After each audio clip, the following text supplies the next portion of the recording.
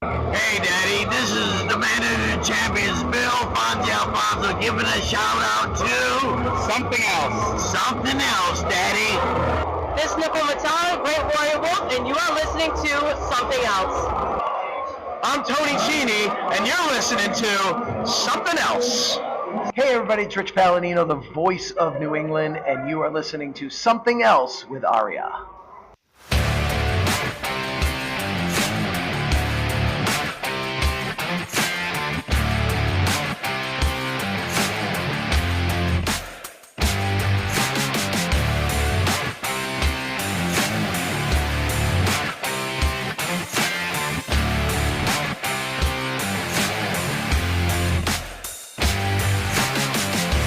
And welcome to episode number 261 of Something Else.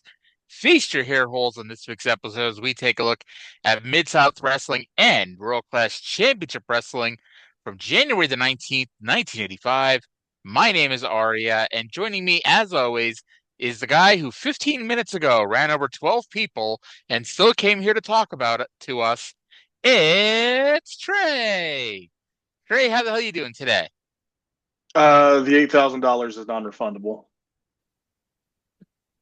Don't you love it when we get each other's references even though we didn't talk about it? You thought I wouldn't get that one yet, but I already saw it.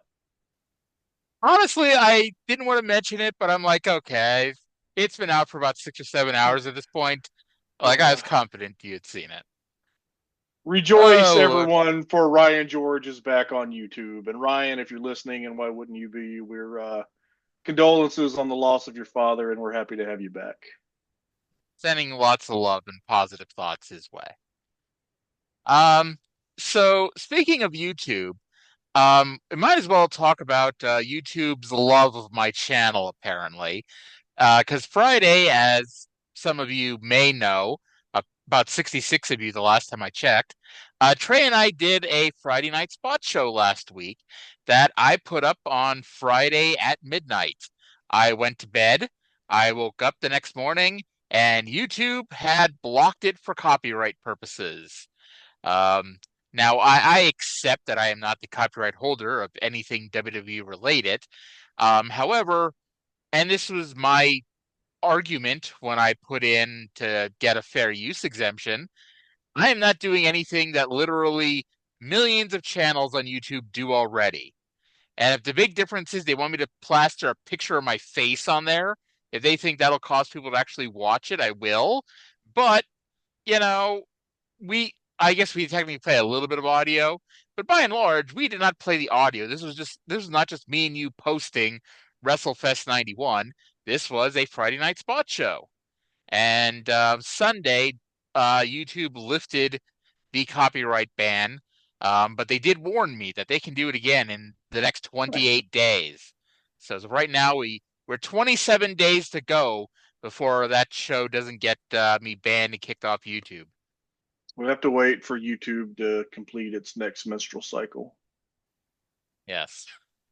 But yeah, I mean, it is, I mean, our most popular show.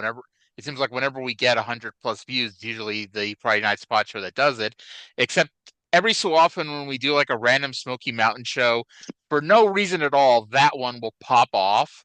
And like I think the last one was the build up to Night of the Legends, not the Night of the Legends show, the show where they previewed the Night of the Legends. That one, the viewership was much higher than usual for whatever fucking reason. But usually, I think a lot of it. It's... Mm-hmm. I think a lot of it has to do with the images, and like, wasn't that one the one with Tammy Fitch bald? I don't think so, but I could be wrong. But there was one, I think it was episode 123. For some reason, I think it's because I put the pound sign 123. I think somehow hashtag 123 made it pop off more than usual. Oh. Yeah. I wonder how long people who just happen upon us listen to us. I look at the numbers. I wouldn't. I just sit back and enjoy the viewer counts and anything else. So I know you're still a little bit behind on modern day wrestling. Have you been following what's going on with Trey Miguel of the Rascals? Yeah, generally, it's yeah,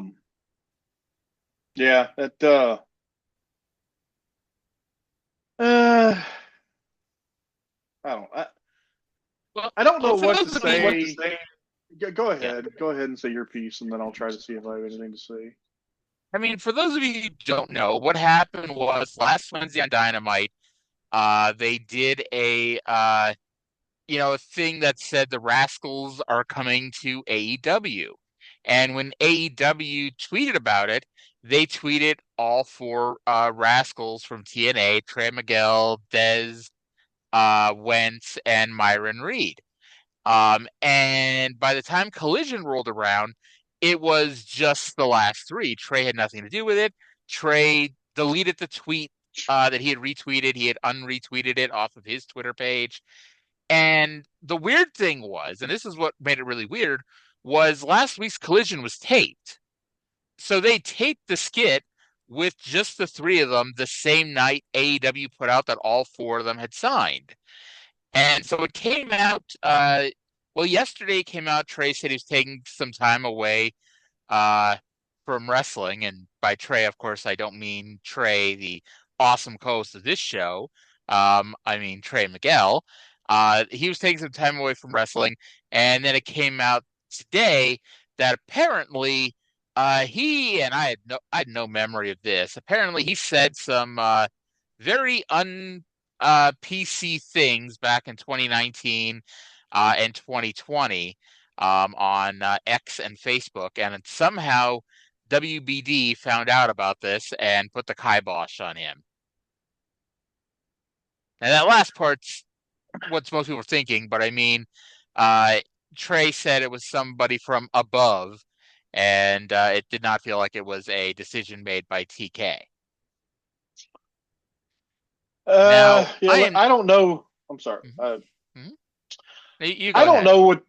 know what the comments were, and in this country at this time and for the past, I don't know, decade or so, we are torn between two camps of people who want nobody to ever be held accountable for being a bigoted shitbag, and then another camp who wants like everything to be a life sentence.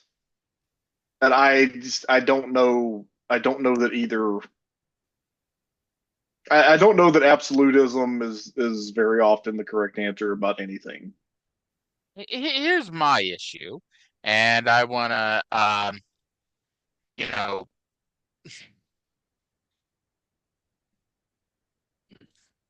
WBD um, is in bed with J.K. Rowling. They, I believe Max is where you can see all the Harry Potter movies. I could be wrong, but even if it isn't, it is HBO, I believe, that the Harry Potter TV series is going to air on. If not HBO, Yeah. it's going to be somewhere in the WBD universe. But the point is, it's going to be on WBD somewhere. And they are in bed with J.K. Rowling because they're going to make a shit ton of money off of that. And J.K. Rowling is the most horribly open, transphobic human being. Well, maybe not the most, but she's definitely never one to back down on her transphobia. And WBD has no problem with this because they're going to make a shit ton of money off of this. And I was talking today in the Observer chat about this, and Garrett Gonzalez made a point. They're going to make hundreds of millions of dollars off J.K. Rowling, and Trey Miguel is not going to make them $2 in a biscuit. And to me, that that is the most bullshit thing ever. And I'm not absolving Trey Miguel of anything.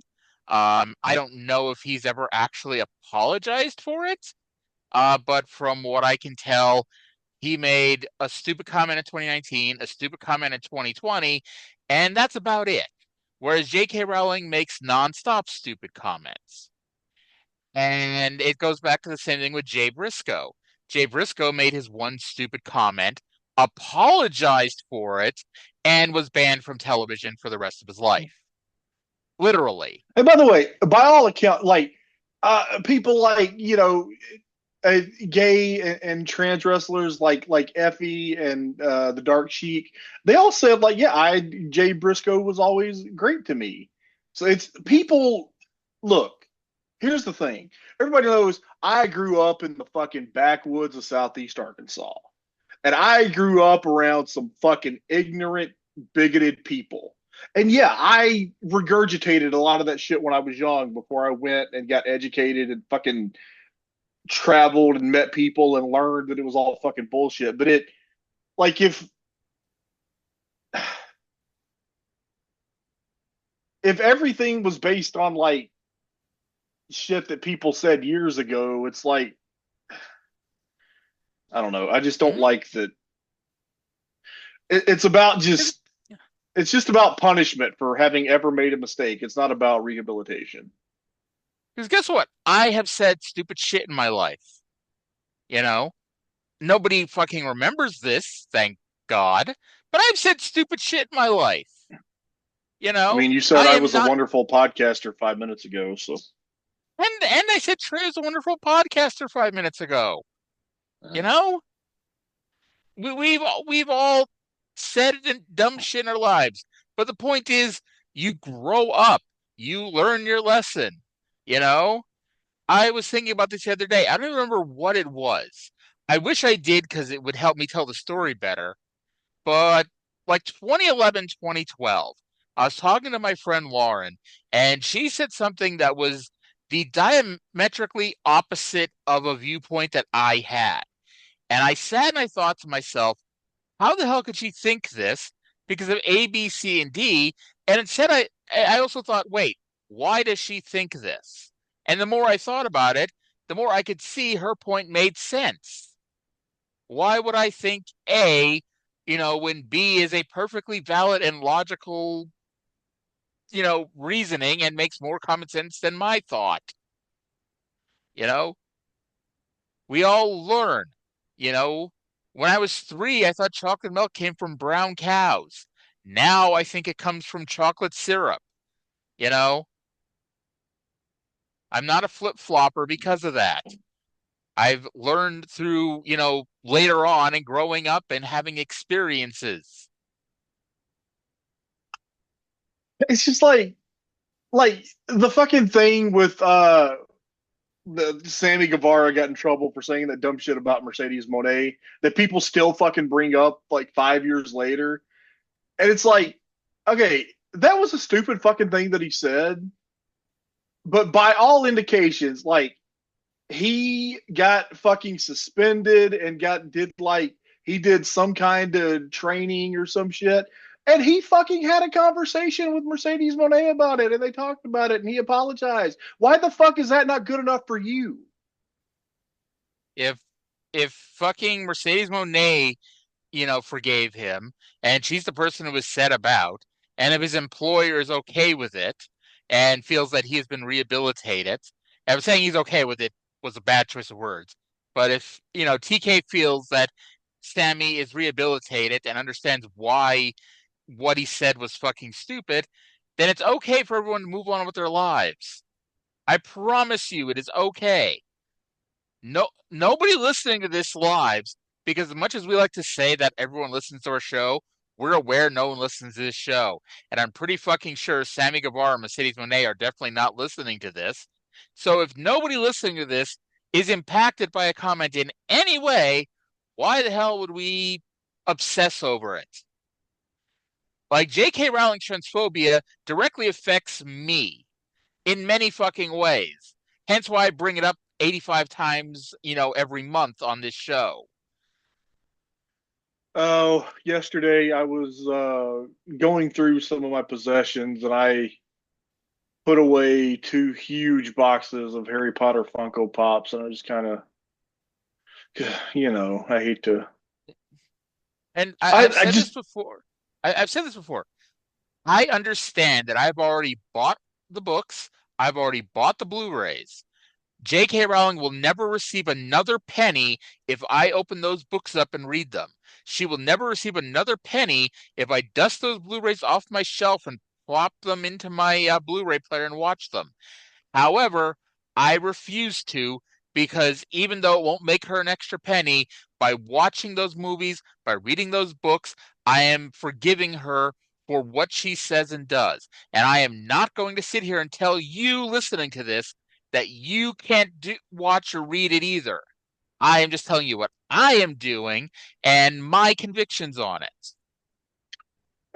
Look, I'm not saying I won't find a reason to read or watch something because I'm dead inside and I care more about intellectual pursuits than spiritual pursuits. So I don't care about like moral purity or whatever. But still, like, I spent fucking hundreds of dollars of goddamn collectibles for this franchise that I loved. And you know what? Mm-hmm. I don't fuck with it anymore because I feel weird about it because she's a dumb bigot and I don't like that. Yep. Alrighty. So I was going to, believe it or not, this was not the plan for the first 20 minutes of this show. But I did have some topics. I just didn't think it was going to take up 20 minutes. But so let's delay some other things I want to talk about to later in the show. And for now, dive into Mid-South because we got two good shows to talk about this week, in my opinion. All things considered, with some of the issues on the shows. But all things considered, I think we hit it off with two pretty good shows for 1985 here. But, yeah, let's go. I would say so. Yeah, there's a lot of good stuff on these shows. A lot of good wrestling. So before we dive in, I was thinking about this earlier today. How would you rank 1984 as an overall wrestling year? Now that we've gone through Mid-South and even World Class, how would you rank it as like an overall year in terms of quality? Because to me, it's like, again, even with World Class being World Class at times, I think this 84 was like one of the best years of wrestling, at least based on what we've seen. I thought Mid-South was very good. I thought World Class was down from 83, both in terms of being hot and being good. Mid-South was up. Yeah, up from 83, because 83 was pretty drab. A lot of people say 84 is the Mid-South peak, and some do say 85 was pretty good as well. And right now, at least 85, we've been hitting good here. We have 3 good shows so far. 1984 is the crucial year in the history of wrestling, though. That's like, yeah, that's the year the expansion starts. That's the year that the modern wrestling business began and the territories began to die. Yeah. War of 84 set the stage for 85 here. And by the way, you can read all about it in Dave Meltzer's 85 retrospective of all the observers, which is always a fun read when he puts those out. And unlike the torrented files, they're all there unedited, so you don't have to worry about missing pages or whatever. Anyway, let's go to the intro of the show with Bill Watts and Boyd Pierce. This week's edition of Mid-South Wrestling, the exciting professional wrestling. I'm your host, Boyd Pierce, and we have a lot of that exciting action coming up. You're going to see the Mid-South Tag Team titles on the line, and due to so many requests from you fans in this title match for the Mid-South Tag Team Championship, there'll be 2 referees. The Rock and Roll Express, Ricky Martin and Robert Gibson versus the Alamo Busters, Chavo and Hector Guerrero. Not only that, we have another title match on this week's card. Bill, tell them about it. Well, as you know, last week the title match for the North American title against Dr. Death, Steve Williams, and Brad Armstrong went to a time limit draw. Dr. Death was very upset, petitioned for another match. However, Grizzly Smith had already signed a title match. He had a big surprise for the fans. Not 1, but 2 title matches today. The second match will be for the North American title. It'll be Brad Armstrong against Ted DiBiase. But right now, we've got one of the greatest situations, I think, ever. You know, last week, we awarded Hacksaw Jim Duggan some Solid Gold Lucian Bacard cufflinks as the 1984 Athlete of the Year in Mid-South. And DiBiase ridiculed Duggan so bad about, he said that's like putting mag wheels on a dump truck or taking a drunk to the Waldorf for dinner. that Duggan says, hey, you don't think I dress up? Sure I do.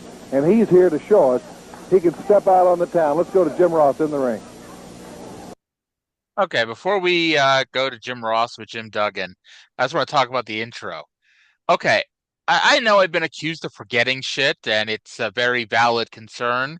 When the hell did the Rock and Roll Express take on the Alamo Busters? Please tell me it wasn't like last week. But like when they said there's going to be a rematch, I'm like, oh, it's the Rock and Roll Express versus Ted DiBiase and Sheik Hercules Hernandez. They're like versus the Alamo Busters. I'm like, what? What does the Alamo Busters have to do with this? Maybe they worked the house show loop, so it's a rematch. And we'll get to it, but why are there two referees? They don't even tell us why. Like that's also why I thought it would be Sheik and Ted DiBiase, because at least they were cheating behind the referee's back.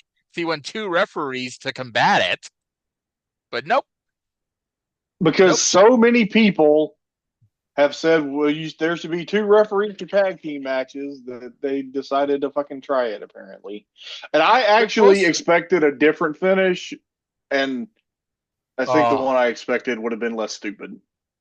Oh, we will get to that.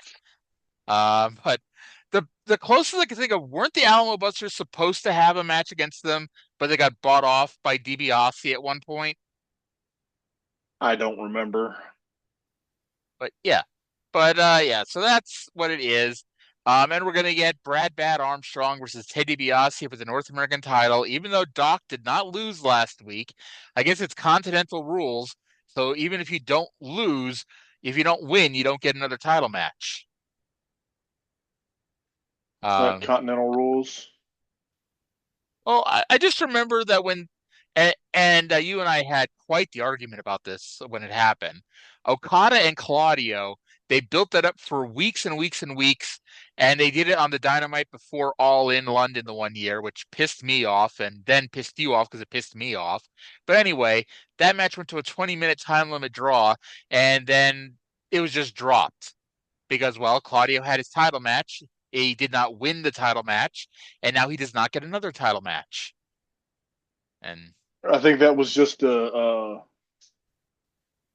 case of failed follow through. Claudio won the trios title right after that, so he was busy. I think that was when he, Pac, and Yuta won the trios title. When Claudio and was it Claudio and Yuta? It probably was. Yeah, Claudio, Yuta, and Pac. It was supposed to be Death Triangle, which, by the way, I will forever mourn the passing of Death Triangle, my favorite trio of all time, just because I love the name Death Triangle. I was gonna say, it at the very least was my favorite name ever. But because of a lot, because they got started right when the pandemic started, so like they weren't together for the longest time, too, and it felt like they never really were together, and that's because they were going to Penta and Phoenix kind of made it clear that they were leaving when their contract ended, so that's how Pac ended up in what became the Death Riders. So like he wasn't even part of the group, he wasn't part of the BCC, he was part of the Death Triangle, or worst case, on his own. Because that was the show that Bryan Danielson won the title from Swerve, and everybody was out there celebrating it, and Pac was out there too. And I'm like, he has the air of like, am I supposed to be here? That was it's funny. Like I did not enjoy at least two matches of the Bryan Danielson retirement tour. One was that match with Swerve, and one was the Ospreay match. It wasn't even that I didn't like the matches. I didn't like one spot in there both was particulars. Matches. Yeah, I understand. I do like those matches, but I particularly hated one spot in each of them. It's probably the same spot. I didn't like when he convulsed when he took the Stormbreaker against Ospreay, and I didn't like him bleeding in front of his children. And I don't care what you tell me, you cannot tell me that a 7-year-old accepts in their brain that wrestling is fake, that daddy isn't really hurt, but here is daddy bleeding 5 feet in front of me. And because didn't they film her crying and put it on the big screen? Like, I seem to remember that part too. Like, look, Noelle Foley turned out fine. Yes, but it's like, I think, I forget if you and I fought about that, but I fought with a few people about that. Anyway, so don't think- Duggan was named the 1984 Athlete of the Year, and they gave him nice cufflinks, which almost like this was all a setup to lead to this week's segment. Let's now go to Jim Ross in the ring with Jim Duggan and a lovely blonde woman. Very festive time here in Mid-South Wrestling. Hacksaw Jim Duggan in a very beautiful suit, I might say. Thank you very much, Jim Ross. And first of all, I'd like to thank everyone for these gold cufflinks that I got. My family's very happy that I finally got dressed up a little bit. And I just want to tell Ted DiBiase something. When Hacksaw Duggan, you just talk about him laying out back, being a drunken bum. I just want to show you what class is all about. Because when Hacksaw Duggan goes out, he gets himself a fine lady. He gets himself he gets himself some fine clothes. And I know how to treat a woman, too, baby. They didn't see Jim Ross a dozen beautiful roses for old Punch, my number one girl. Well, you know, Ted DiBiase's always got a big mouth yelling about how Hacksaw Duggan doesn't have no class. Well, you just can't put on a suit. You just can't wear fancy damn clothes. Can I say you have class or no class? There's a lot more to it than that, Jim Ross. It's what's inside a person that really counts. It certainly is. And of course, you can't buy class off a rack in a store. There's no doubt about that. That's just true. We had a little problem getting myself a tuxedo like this, especially such a fancy thing. Now listen to what I'm talking about. Step back, honey. You don't want to get messed up in this. This is exactly what I'm talking about. All right, gentlemen, now there's no... No, I can't come here. I'm not even wrestling tonight. I just come down to say hello to all the folks. And DiBiase's typical, you got to come down here and you got to ruin everything. Now, wait. Well, if it isn't Godzilla in a tux. I'll tell you something, Duggan. There's a lot more to having class than dressing up in a suit and having a pretty girl on your arm.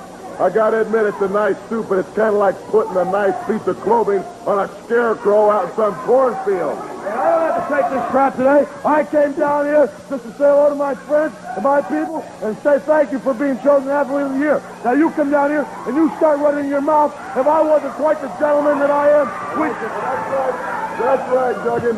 That's right, Duggan. Lose your composure. That's just another sign of not having any class at all. Duggan, you're born with class. You don't wear it. I noticed the tie's the same color as your neck, red. Where'd you find the cummerbund to fit you? Omar the tent maker? I'll tell you what I ought to do, Duggan. I just ought to rip that suit right off your back because you ain't classy enough to wear those kind of threads. Well, wait a minute, tough guy. Before you start making any fancy damn moves to the old Hacksaw Duggan to rip off my clothes, I just want to remind you two something. I am from New York, and when I did dress up to go out on town, I had my hands on something that you didn't. That's right, baby. I come prepared. Come on. You guys want to turn my clothes? Well, come on in. Let's turn them off. We're going to restore some order right here. Ladies and gentlemen, we're going to be right back with the Mid-South Tag Team Championship right after this. Okay. So, I'll be honest, I don't know how I missed him the first time I watched this, but I did not notice Doc at ringside until he showed up on the opposite side of the ring. But when I watched it back now, it was very obvious they came out together. He just walked in the opposite direction from DiBiase. Yes, he was there the whole time. I believe you. Not only do I believe you, but I saw it there. Was that Duggan's wife? Like, I don't know how long they were actually. Mm-hmm. They've been together since he was in Mid-South, I think. So maybe I don't know. I wondered the same thing. She was an attractive lady. Yeah, I know she was on Nitro one time. After when Duggan was doing the janitor gimmick, she was on Nitro with the kids one time. But it's like, A, I couldn't tell you what she looked like in 1999. I remember she was blonde, but that's about it. And B, that was 15 years later, and so this woman very well could have been the woman who played Jim Duggan's wife in 1999. I'd like to think that WCW, since they wasted money out their ass, that they hired an actress to play Jim Duggan's wife instead of just using Jim Duggan's wife. Much like how in Randy Orton, remember the time Randy Orton was terrorizing Triple H and his wife was on the bus, but it wasn't his actual wife, it was an actress they hired to play his wife. It wasn't on the bus. It was his house. Oh, I thought Wasn't it it? was. I thought the fake wife was on the bus. I could be wrong. It could have been the house, but I thought the fake wife was on a bus. But I guess it Maybe. ultimately doesn't matter. Yeah, they hired a woman to play Randy Orton's wife one time. I found But some recent photos, like the past decade or so, of Jim Duggan and his wife, and I cannot tell if it's the same one. that time that I remember her showing up on Nitro was in Houston, so it is perfectly feasible. Because I mean, I don't want to spoil things for people, but it's a very good chance that Jim Duggan doesn't actually live in Glens Falls, New York. I don't want to break kayfabe on everyone there, but yeah. But I think he stayed in Louisiana for a long time, and then they eventually moved to the Carolinas because that's where his wife's family was. I think I read his book maybe like two years ago. It was all right. I don't think I ever read his book. I read Dustin Rhodes' book when WWE came out. That was a pretty good read. I don't think But I've read that one. yeah. What did Duggan run them off with? Like later on, I think Watts implied it was a walking cane, but here and when I watched it the first time, it just looked like a smaller piece of wood. Yeah, we didn't have the HD quality like we usually do this week. Maybe that was some of the confusion. No, but we did get a fun surprise that we'll get to here in a Oh little bit. boy, did we! Oh, it was so much better. Oh, it's the worst thing about the fucking network footage is what we don't get. Yep. Even like the normal ones that I usually got that were the ones that Bill Watts' ex-wife sold on the Mid-South website, those torrents that I had, or that I usually have. They didn't include all the extra good shit too. But anywho, so Duggan was in his white tuxedo. You know, for a guy who doesn't normally dress nice, he looked pretty good in his white tux. I Yeah. I did mark out that DiBiase did say that Duggan's woman was a pretty lady. You know, he was classy here. You know, he could have said that, you know, he had a dog or something, but yeah, you know. Ted DiBiase is a man of sterling integrity. Yes. All right, so we go to our opening match, which is the Rock and Roll Express defending the tag team titles against the Alamo Busters with 2 referees. And I'm going to play the next 100 seconds here. And the first words out of Jim Ross's mouth were, we'll play this, and we all probably thought the exact same joke in our heads, and then the exact same joke actually happened. But let's go to Jimbo here for the intro. This match is for the Mid-South Tag Team Championship. One fall or television time remaining. Introducing first the challengers. A combined weight. Wait a minute, Mr. Ross. We have our own man. We have our own man that is going to introduce us. We have a man that we have hired to manage us today. Mr. Jim Cornette, please come here. How are you, my friend? There's nobody that knows more than the rock and roll than you do. And we have been wanting to rock and roll, and what does Mid-South do? They give us a match, but they gave us 2 referees. And none of them are Mexican. But that's all right. That's why you're here. My friend, to show the gratitude that we have hired you, we're going to pay you with gold, 9.9999%, 50 pesos gold, like the Mexicans pay their debts. Not like the United States pay with checks, with real gold. Let me tell you something, Chavo. Nobody knows more about the Rock and Roll Express than I do. I've just guided my men, the Midnight Express, to the American Tag Team Championship. Right. But we still remember the Rock and Roll Express. I'll do anything to get those belts away from them. I would have done this, as a matter of fact, for nothing. But since you offered, I would be most happy to take this fine representative of your country as payment for managing you in this match tonight. You're going to have those Mid-South Tag Team titles. Don't worry about it. The 2 referees don't mean a thing. Ladies and gentlemen, I present to you now the Alamo Busters from Mexico, Chavo and Hector Guerrero. All right. So when Chavo says they have someone to introduce them, I'm like, oh, is it Senor Jim Cornetto? And sure enough, it was Jim Cornette. This is when I texted you. I'm like, I don't know if it's a good thing or a bad thing that when you make a joke and then it actually happens. I don't know what the exchange rate was in 1985, but today 50 pesos is $2.84 US. But it was 9.99999. Doesn't that make it better? Well, we found out that there was some fuckery afoot with these pesos. Well, it turns out that might be why it only cost it may only worth $2 and however many cents you said. But I have in my passport wallet, I still have 200 and something pesos, and it's like $40.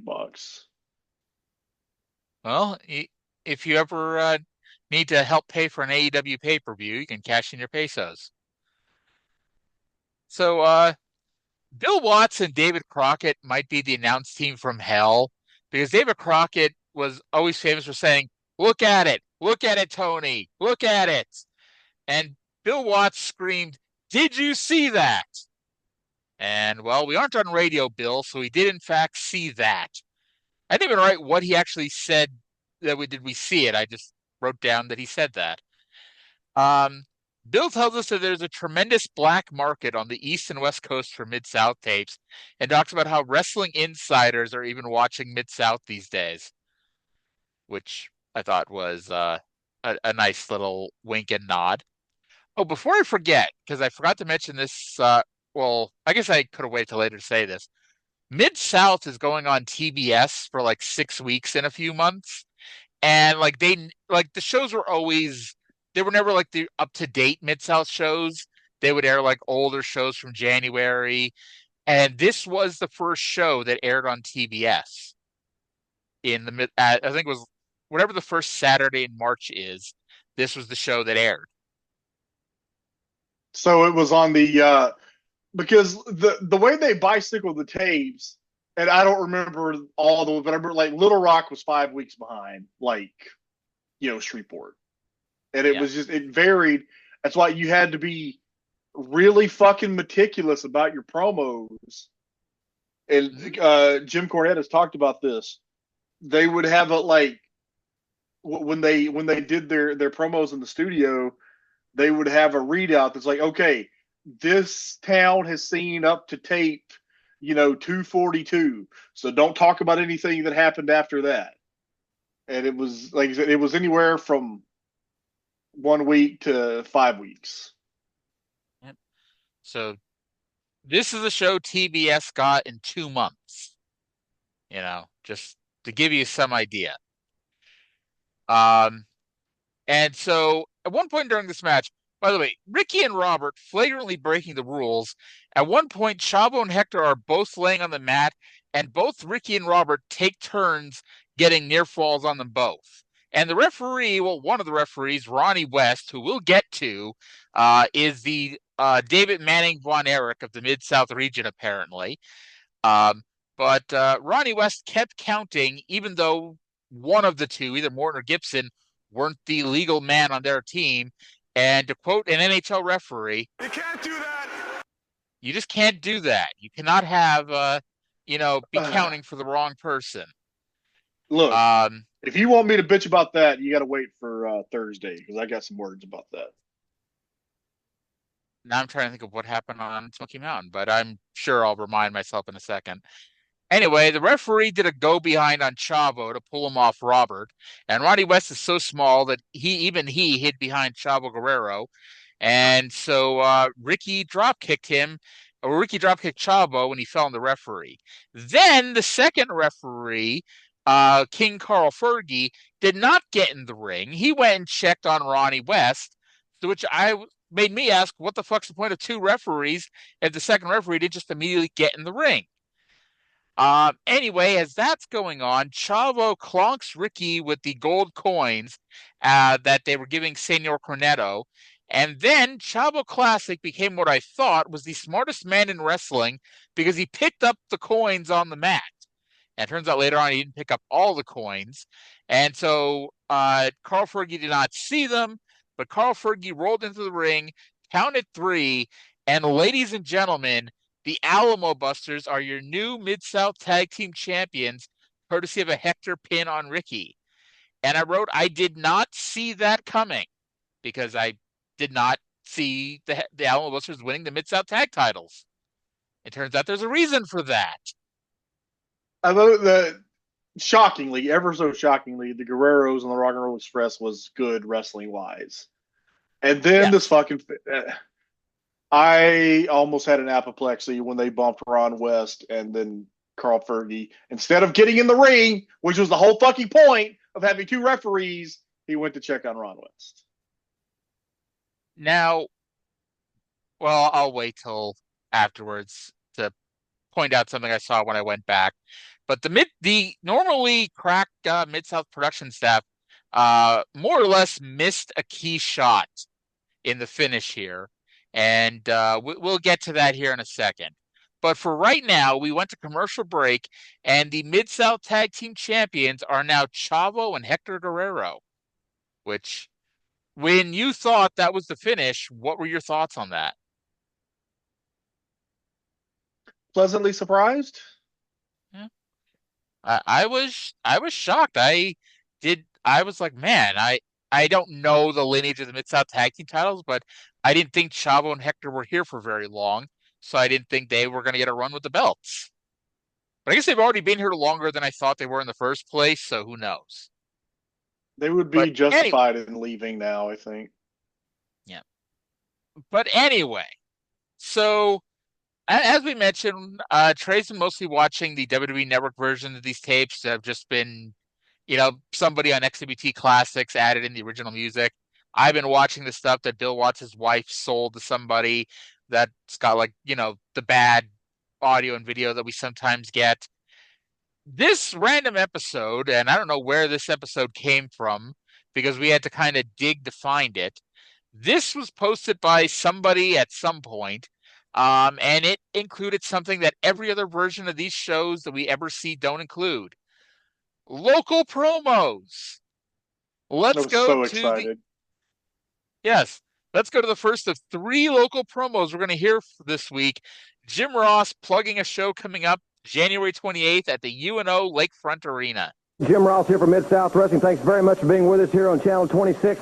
Some great area wrestling to tell you about on Sunday, February 3rd in Homa's East Park Recreation Center, 7:30. You'll see the Iceman. You'll see Hacksaw Reed. You'll see Ted DiBiase, Kamala, and Midgets on this super card. On Saturday, February 9th in La Ronja at the Coliseum, 7:30 is the bell time. The Rock and Roll Express will be there, as will Terry Taylor, Midgets, Chavo, and Hector Guerrero, and many more.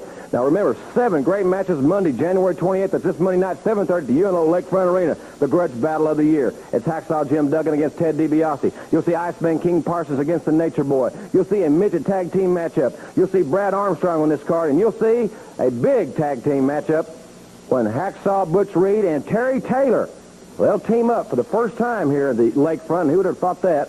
Against Dr. Death and Sheik Hercules Hernandez. We'll talk about this new team, but right now let's hear from their challengers. New Orleans people, you saw last time I was there with Ted DiBiase against Terry Gordy and Hacksaw Jim Duggan. Both 2 redneck hippies couldn't tie their own shoes at the same time. Well, let me tell you something. I proved to you people, and so did Ted DiBiase, that we're unbeatable. And now I'm standing here with the strongest man in Mid-South, Hercules Hernandez, going against Butch Reed and Terry Taylor. Terry Taylor, we scraped you off the floor. And Hacksaw, you're in for a new idea, brother. Well, ladies and gentlemen, that's going to be quite a matchup. It's going to be Reed and Taylor for the first time at the UNO Lakefront Arena. Gentlemen, first of all, how did this come about? Well, yeah, it's hard to believe that Butch Reed and myself would be on the same side, but if anybody knows how tough Butch Reed is, it's got to be me. So he came down and he asked me if I'd be his partner against these 2 guys, Akbar. He's got Hercules Hernandez out here and Dr. Death. Everybody knows how far back we go. When it comes down to it, in New Orleans, Butch Reed and I are going to take care of some business. We got to weed out the trash in Mid-South, and we're going to start right here in New Orleans. Trash is right, baby. And what you do with trash, you set it on fire. And see, fire is coming to UNO. And it's right here, you understand? We used to make a whole lot of fire in the ring between us, understand? We used to give each other knuckle knocks left and right. But now, we're going to be trading them with each other. Upside your head, you understand? Soup bones going to be flying at UNO. Because if there's anybody that I can't stand, it's that Sheik, that geek, Hercules, nobody having Hernandez, and Steve, Dr. Doofus Williams was sucking at his head too many practice snaps, too many football practices without his headgear. So y'all stumble, fumble, and fall on down to UNO and get took out, baby. It's going to be a great one. This Monday night, great seats are still available at all Ticketmaster outlets, and we want to thank all the loyal fans who braved the terrible weather last Monday night to join us. We'll see you again this Monday night at the Lakefront Arena at 7:30. All right, you ready to go to the UNO Lakefront Arena down there in New Orleans? I've been to a wrestling show at the UNO Lakefront Arena. I have not. Which one did you go to? The Ring of Honor show, right? Yeah, Supercard of Honor, the one where Cody wrestled Kenny Omega, and what was the main event? And then they put the world title match between Dalton Castle and Marty Scurll on last, and they had a gratuitously long match. I remembered that they didn't go last. I didn't remember the specifics of the main event. I assume it was either some kind of a draw or Dalton won, because Scurll never won the Ring of Honor title. Yeah, Dalton won, and it was a good match, and I, at the time, liked both guys, but it was like, we already saw the main event, and you guys, they wrestled, it had to have been 25 to 30 minutes. I mean, it's a Ring of Honor world title match, so that makes sense. But it's one of those times where it's like, the main event is not the last match. Yeah. No matter what you tell yourself. Honestly, remember when there was discussion during the G1 Supercard, not during the G1 Supercard, but there was discussion over what match would go last on that show, the Ring of Honor three-way ladder match or Okada versus Jay White, which seems preposterous at the time. And believe me, it wasn't really not preposterous then either. Like, the only argument, you could make for Ring of Honor going on last was that they wouldn't have had the building if not for Ring of Honor. Because it was Sinclair's lawyers that threatened to sue Madison Square Garden because they had originally booked the date and then it got canceled because of pressure from a company that wasn't even running the fucking building. I remember that everybody, pretty much universally, including me, thought that Marty Scurll should have won that match, and in retrospect, it's probably better that he didn't. Honestly, the only person, well, I can't say the only person, because I do know a couple of people who were happy Taven won. But I was one of the very few people happy Taven won, because Taven is from New Bedford here in Massachusetts, and he's somebody that I had watched, wrestling fair shows up here when he had the long, bushy hair. And so I was really happy, and I gave him a standing ovation with a lot of very angry people sitting around me, staring at me. I like Matt Taven a lot. By the way, I saw he is gone from AEW. His deal recently expired. I guess. Yes. I guess Mike Bennett is still there. But like, I know you can't push everybody, but fucking Bennett and Taven might be the most underrated tag team of the last decade. Yep. They were a part of one of many forgettable AEW stables. Yeah. I had completely forgotten. I don't remember what their name was, even if they had a name. But I was going through my pictures from Brawl Out, and I had a video of the end of the Casino Gauntlet match where MJF came out as a Joker. And I remembered he was handed the chip, but I'd forgotten that it ended up being a stable. It was like Big Bill and the Ass Boys and a few other randoms. Oh my God, I remember that, and now it's going to drive me crazy that I can't remember the name of it. It was Stokely Stable with like Big Bill and Lee Moriarty, and I'm trying to look it up. And the Ass Boys and all that, yeah. It was just an excuse for me to say Ass Boys 5 or 6 times, but yeah, I had forgotten about all of that. I'm still disappointed that I'm still disappointed that nobody has ever given Austin or Colton the opening to go, oh no, Mr. Ass is my father. I'm shocked that hasn't happened. Anyway, so yeah, local promos. Believe it or not, it's the only time we see Terry Taylor, who is a little bitch, a stooge, and a degens on this show. But did you notice he had the medal? And not only did he have the medal had a ribbon on it. He wasn't wearing it, but he was holding the television title medal. Apparently, right, apparently that stable was called the Firm. When you say that, I remember that because I remember making the John Grisham joke.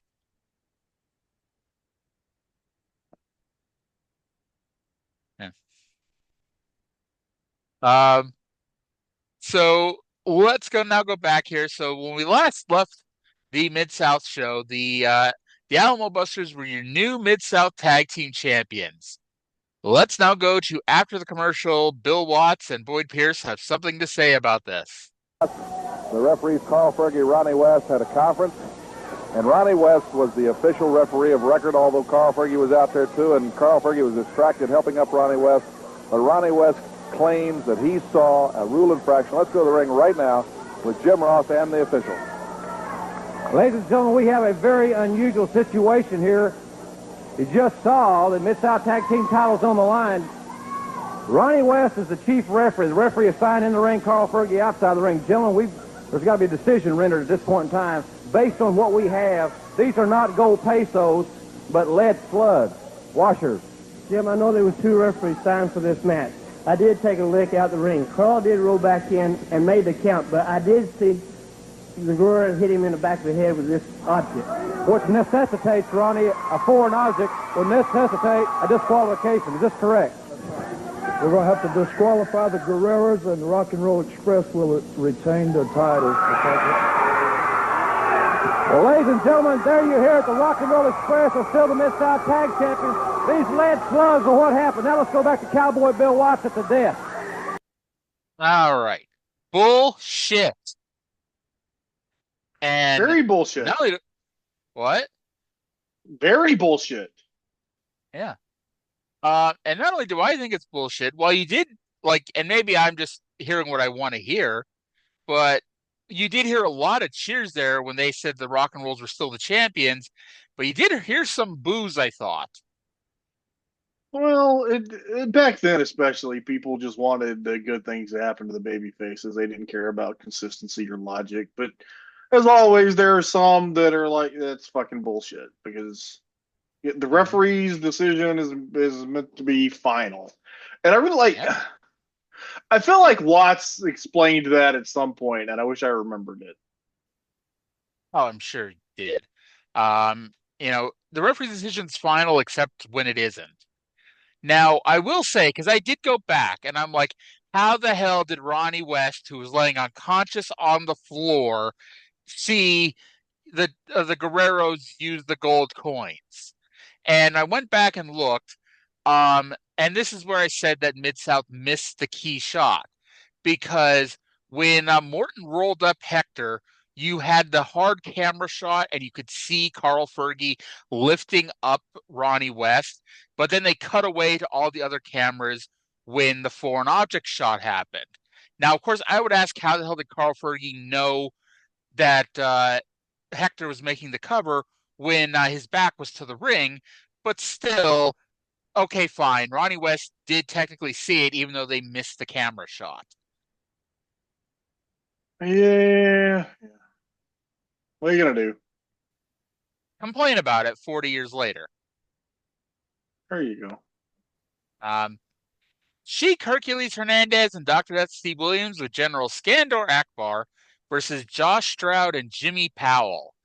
We're informed here that Josh Stroud is apparently going to be trying out for the USFL next week, for the Florida team. Now, I know, Trey, that you are not a fake sports fan, and specifically a fan of football leagues that went out of business 40 years ago. But the USFL had 3 Florida teams in Jacksonville, Tampa, and Orlando. Bill, can you care to narrow it down for us? Well, I hope he made one of them. Now, here's the funny thing. Josh Stroud on his website, because yes, apparently Josh Stroud is a fucking website. He says that he played in the USFL in 1984 and 1985. However, A, there's no more details than that. And B, nowhere else on the internet does it say that Josh Stroud played professional football. And believe me, there's some people out there with some very obscure statistics, on the internet. So if Josh Stroud played a down in professional football, I'm confident somebody somewhere would have recorded it. I mean, But you can't just anyway, lie about stuff like that, especially in 1985 when you could just look it up and, oh, wait, that wasn't a thing yet. so Doc pinned Powell with the Oklahoma Stampede, and I'm pretty confident the only reason why he pinned Powell is because Stroud was trying to play a little football. Well, we don't know. Maybe Jimmy Powell played a little football too. We just don't know. We should ask him. Well, they didn't brag about it anyway, if he did. I feel like everybody should get a minute on the mic just to tell us whether or not they played a little football. Do you realize that promo was at the end of '83? How much other shit are we still referencing from like the time ago though? It's almost, oh god, it'll be I think end of May, beginning of June will be 2 years. Yeah, that we've been doing this. I was talking to Cindy about that tomorrow, where Cindy was regretting agreeing to do TNA, and I'm like, you were the first person to respond. So Trey got stuck doing Mid South, World Class, and Smoky Mountain instead. It worked out so much better, us. Yes, it did. Love you, Cindy, but yeah, you really lost out there. So from here, by the way, do you have anything to say about this tag match? Absolutely not. It was 2 minutes and 15 seconds, and I wrote down that Randy Anderson was a referee and Doc Pin Powell with the Oklahoma Stampede. I gave it 1 star. By the way, this match went 2 minutes and 15 seconds, and we have nothing to say about it. There's a match in World Class that's shorter, and we'll have a lot to say about that. Oh, boy. Iceman Parsons versus Dale VC. They told us that Iceman Parsons is here, of course, because he's trying to take out General Skandor Akbar. And at this point, Akbar has, 4 or 5 guys in his stable at least, and Iceman is by himself. Maybe Iceman should form his own stable, or at least have more than just, I'm a baby face, and thus we're all friends on his side. Like, I get this is an aside. I get so fucking irritated, especially on New Japan with like the House of Torture shit. It's like, you're a part of a stable. Why do you have no help when you know these guys are going to 7-on-1 you? I mean, everyone in New Japan's on a stable. You would think, you'd have your friends come out. Seriously. I don't know. Is it still a thing? Like, because again, I'm not following New Japan as much as I used to, but is it still where everyone is in a stable together? Everybody who's a regular, yeah, is in a stable Okay. pretty much, and a couple of the irregulars that, yeah. Yep. Jeff Jarrett's still in Bullet Club for all I care. Believe it or not, Bullet Club is kaput. I know that too, but somewhere I think Jeff Jarrett never got informed of it, and so it's like how like you hear stories about like the Civil War or World War II, where it's like the war was over, but because communication wasn't how it is now, not everybody knew about it right away. So with that in mind, I prefer to think Jeff Jarrett is somewhere still saying he's part of Bullet Club. There was like a Fantastica Mania in like, I get 2015, 2016. And Yujiro came out with Mephisto from CMLL and declared him to be the newest member of Bullet Club. And then Mephisto was either never seen in New Japan again or like just never seen as part of the Bullet Club again, even though I think they did do a Bullet Club Latin America t-shirt. But I went to a Ring of Honor pay-per-view and I took a mark pick with AJ Styles and the Young Bucks, and I posted it. And I posted it on Twitter and I said, I'm still a better Bullet Club member than Mephisto. And one of them, I think AJ liked it. So somewhere in this world, Jeff Jarrett and Mephisto are teaming up as Bullet Club. Coming to an indie show near you. By the way, I'm still waiting for Jeff Jarrett to get a title shot here. And it's been over a year since that promo. Just watch TNA. He gets all kinds of title shots. Oh God, we're already at that point. So you know how fucked up my head is, and I don't think you haven't gotten to Full Gear, right? No, I'm at the beginning of November.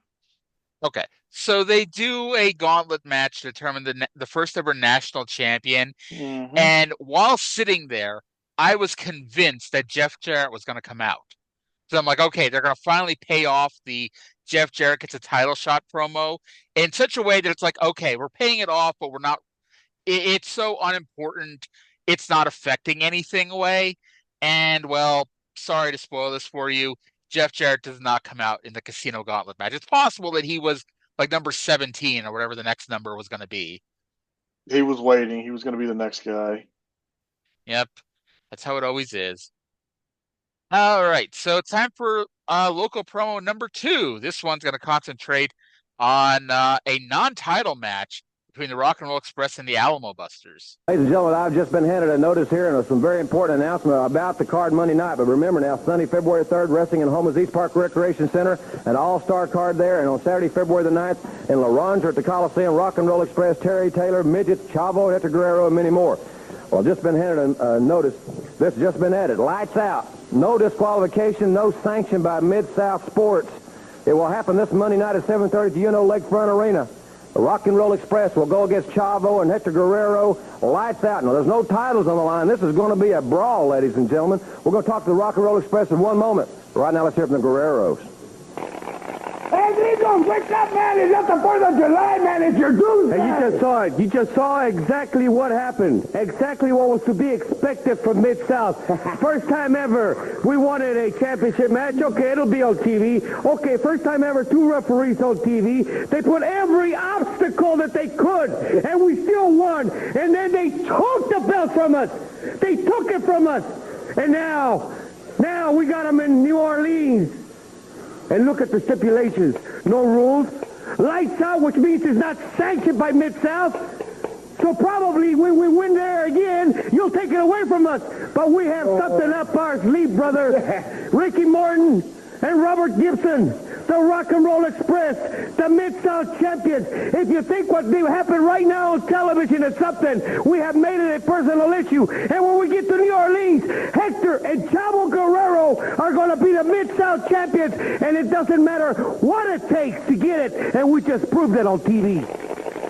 Well, I think the referees made the right and the just decision in this situation. Let me tell you something, Jim Ross. For the last year, we put up with all kinds of bull crap from Jimmy Cornette, trying to run us out of here, trying to take us there. But let me tell you something, Chavo and Hector, you really messed up when you brought Jimmy Cornette down to the ringside with you because you gave us everything you had. But you couldn't beat the Rock and Roll Express. Now, I'd like to thank all the nice friends at the TV station for picking up all these lead washers and handing them back to me. Because I guarantee you one thing, Hector and Chavo, look at this card right here. It says not sanctioned, no DQ. That means we can do anything that we want to, just like you did, brother. If you think this, you think everybody around here owes you something? Well, nobody owes you nothing but the Rock and Roll Express. And I guarantee you in New Orleans, we're going to pay our debt. Hey, wait.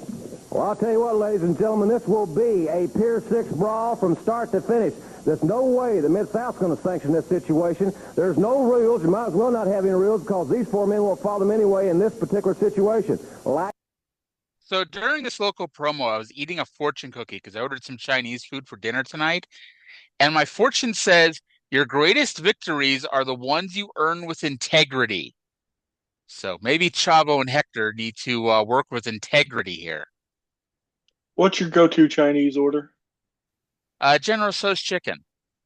Oh, hey, that's always a winner. It comes, the local rib place I get it from comes with a giant pile of pork fried rice, and then you get your choice of another appetizer, and I typically get 2 fried shrimp in that batch. I'm also a General Tso's man, either that or shrimp fried rice or like the house special lo mein. Nice. I'm also a big fan of beef and mushroom. They usually makes that one up pretty good. My wife loves broccoli beef. I'm not a broccoli eater. I'm usually I take my 2 sprigs of broccoli that come with my General Tso's chicken and deposit them in the trash. So we've been talking about Hector, especially the past few weeks, but it's like one of the great misnomers in that Eddie was the only person who could cut a promo in the Guerreros. It's like Chavo cut a hell of a promo there. Chavo was a fucking big star. Yeah. But I mean, he's Mexican, so I mean, it doesn't count. I'm pretty sure all the kids were born in El Paso. And maybe some of the older ones were born in Mexico, but they grew up in fucking El Paso. Do you remember when in 2006 when Vicky first turned heel and they did the Ray and Chavo feud, and Michael Cole tried to say that Ray and Chavo were childhood friends? Yeah. By the way, Chavo Sr., who I think is the oldest, was also born in El Paso. Well, I meant Chavo Jr., but yes, still. But yes, Ray and Chavo were not childhood friends. Ray did not bike to Chavo's house when they were growing up. For the record, Chavo Jr. also born in El Paso.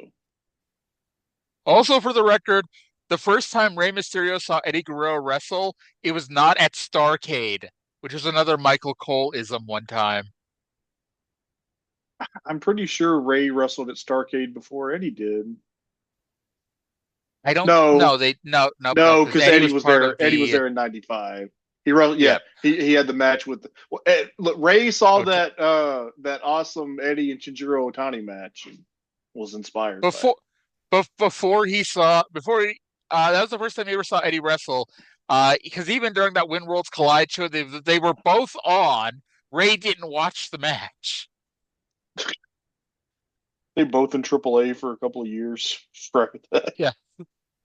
And I bet and it's like, even if you go back and say, okay, they never wrestled, because I don't fucking know. I mean, I could go on Cage Match to find out, but even if you say they never wrestled each other, I'm confident at some point, even by accident, Ray watched an Eddie Guerrero match before the fall of 1995. I'm confident that nothing Michael Cole says should be heard. Oh, God. Do you remember, and I think he stopped this, because mind you, I don't really watch WWE anymore, but remember when he used to always say, "I will never forget," before talking about the most mundane angle that ever aired? And like, dude, you either have like the greatest memory of all time or you are full of shit. Both is possible, I guess, but. Yeah. All right. Brad Armstrong, the North American champion, versus Ted DiBiase with General Skandor Akbar.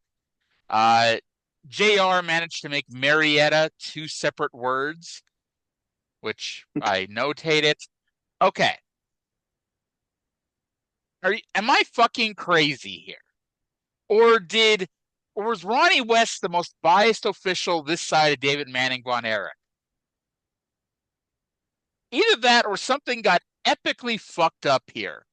Because what happened, and this happened twice actually, and one was a lot more egregious than the second time, Brad did a side headlock takeover. And they did the spot where Ted DiBiase rolled it over into a pinning attempt. And Ronnie West counted 1. He counted 2. Oh, my God. He stopped for a second and then counted 3. And then he stopped again and literally went over and flipped the pile over. So Brad was back into a side headlock. And I'm like, what the fuck is Ronnie West doing? What? Then, to make it worse, it happened again. Brad did the side headlock takeover. DiBiase reversed it. And this time, Ronnie West counted to 5. Before I guess Watts was screaming that DiBiase was holding the tights, and I did not go back to rewatch this.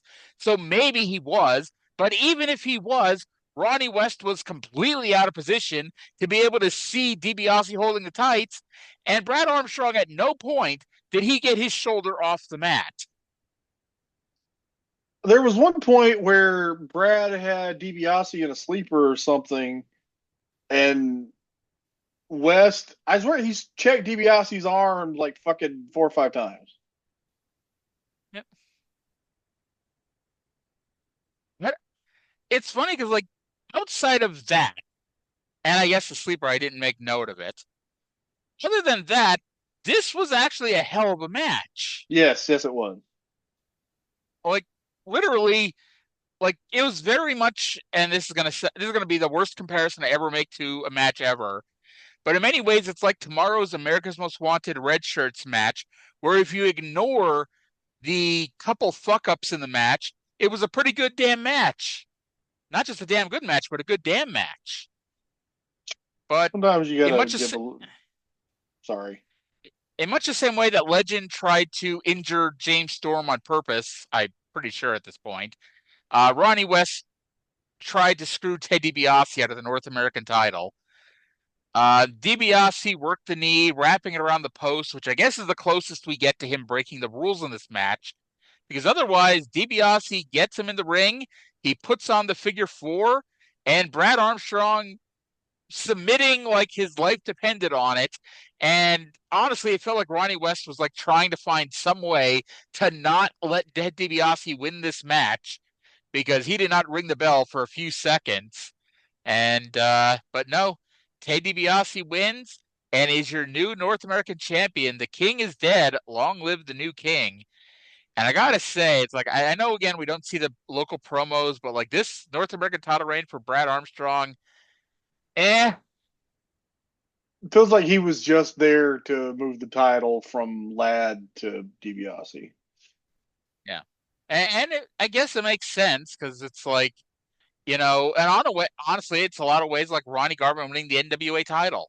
He just happened, they wanted to do a title change at Starrcade back to Flair, and Garvin just happened to be the guy in that position. And Brad Armstrong just happened to be the guy here to beat Ernie Ladd one week, and that was that. I mean, it was cool. It had an anything can happen vibe. Yeah. I actually kind of spoiled the finish of this match on myself. Not directly. However, I did look up the UNO Lakefront Arena house show results from January 28th, and Brad Armstrong gets his ass kicked by Kamala on that show, and they didn't mention him being the North American champion or being a title match at all. So I'm like, okay, he either loses to DiBiase here or he has a match next week where he loses. And sure enough. So his push is over. Yeah. Yeah. And who knows? They don't go into specifics on Cage Match about it, so it could have been, you know, more than just Kamala squashes Brad Armstrong. But I mean, it's a Kamala match. It's not going to be a 20-minute give and take back and forth battle. Yeah. Butch Reed somehow had a day off. I don't think Bill Watts was aware of this because I didn't think anyone got days off in Mid-South. But Butch Reed had a day off, so he visited the hospital for sick children in Tulsa, and was also went to the Tulsa Boyus home. And they had it. I imagine you might have been yelling at your screen on this one because we had an inappropriate apostrophe. They called it the Tulsa Boy apostrophe S home, which implies that it is a home owned by Tulsa Boy, which I assume it's not, but I guess I don't have any proof of that. And somehow this music video became an all-American rah-rah speech for some reason. Because Bill Watts loves that shit. More or less. You know. I hope Butch Reed takes out our foreign menaces, Ted DiBiase, Buddy Landell, Hercules, and Dr. Death Steve Williams. Yeah. Otherwise, it wasn't actually called the Hospital for Sick Children, but I was just watching King of the Ring a few weeks ago where Roddy Piper was donating money to the Hospital for Sick Children and thinking about Johnny Polo stating that he's never heard of the Hospital for Well Children. And so it always popped me. I took the journey with you. Yep. Anywho, I guess I didn't actually ask. Did you have any other thoughts about DiBiase versus Brad, or at this point, Butch Reed visiting the Tulsa Boyus home? Other than the wonky refereeing, the match was really fucking good. Yeah. Imagine if that. you were Imagine if that. you were someone. Mhm. Ted DiBiase and Brad Armstrong had a good wrestling match. If you were somebody who, in March of 1985, were not from the Mid-South region, and you turned on TBS and you saw that match, you'd probably think, holy shit, this is some high-quality wrestling right here. I mean, they surely had wrestled in Georgia, right? I'm confident of that. I would be shocked if they didn't. Because Brad, like they mentioned a few times, Brad is a former national heavyweight champion, and I believe at some point they have mentioned that DiBiase was in Georgia during one of his breaks from Mid South. Yeah. All right, so we're about to go to another live event promo, and to be honest, I was going to skip this because I'm like, okay, we've already seen two of these. They're more or less the same. But I went and looked at the next couple weeks' shows just to see if we got it on those, and we don't. So this is, from what I could tell, very much a one and done local house show promo episode. So because of that, and for that reason only, we're going to play the final house show promo, which, by the way, I'm going to call Shenanigans on when we get to the end of it. But it's with Ted DiBiase and Jim Duggan. Let's go to that now. Ladies and gentlemen, now don't forget now, Sunday, February 3rd, Wrestling in Homer's East Park. Starting at 7:30, Ted DiBiase will be there. Kamala will be there. There'll be midgets on this card. Iceman, King Parsons, Hacksaw Butch Reed, and many more. Also, the Rock and Roll Express, Terry Taylor Midgets, and the Guerreros will be in La Ranger at 7:30 on Saturday, February the 9th. Well, you've heard about the Lights Out match, no rules, no sanction. The Rock and Roll Express, they are irate, and they're ready to go and brawl with the Guerreros this Monday night at the UNO Lakefront Arena. You have the new North American champion here with me, Ted DiBiase. He'll be going against Hacksaw Jim Duggan. This will be one-on-one, ladies and gentlemen. No titles on the line. And Hacksaw Duggan was in the studio earlier, before we went on the air today. He recorded some comments. Let's hear them now. Well, you know, I just had to go and show you folks an old Hacksaw Duggan. Long time ago, I used to get all fancy danned up and take a pretty lady. That's one of the advantages of being single, taking a pretty lady out, handing her some roses. But down to New York, you got to have your head on a swivel. You got to be ready for anything. So inside that rose box, because I figured, sure enough, Ted DiBiase's come down and be sticking his big fat nose in my business. So old man number one slips me back in my big old steel bar, and Dr. Death and Ted DiBiase hit the road. Want no more part of Hacksaw Duggan. Well, that's fine. So much for class, because anybody can put on a suit. But let me tell you something, DiBiase. Last time down in New Orleans, me and Gordy, we had things going our own way. Boom! There goes Dr. Death. Boom! There goes DiBiase, and you load the glove. Not this time, baby. I got something in store for you. That sounds like he has a game plan mapped out for you, sir. Well. It was a nice suit, Duggan. That's like putting the fancy clothes on an orangutan. You know, anybody, like you said, can put on a suit, Duggan, but class is something you're born with, baby. You don't wear it, and you're looking at class. I told you people that it was a matter of time before this North American heavyweight medal, this 27 pounds of gold and silver would be back across my shoulder, and baby, that's right where it is. I am, class personified. Duggan, the match the fans demanded. Let me tell you freeloaders out there something. Nobody demands anything at Ted DiBiase. What's a freeloader? It's all you beer-bellied Jim Duggan lookalikes that sit out there and turn your TV on and lay back and watch me for nothing. Well, if you want to see me pound on Duggan one more time, you're going to have to pay, and pay heavy, because I'm pure class, baby. I'm a North American heavyweight champion, and Duggan, I'm going to knock you out one more time down in New Orleans. I tapped you on the jaw when I come back. I told everybody what was going to happen, and just like E.F. Hutton, when I talk, people listen, and I'm more reliable than him. Well, those comments on Ted DiBiase. Okay, so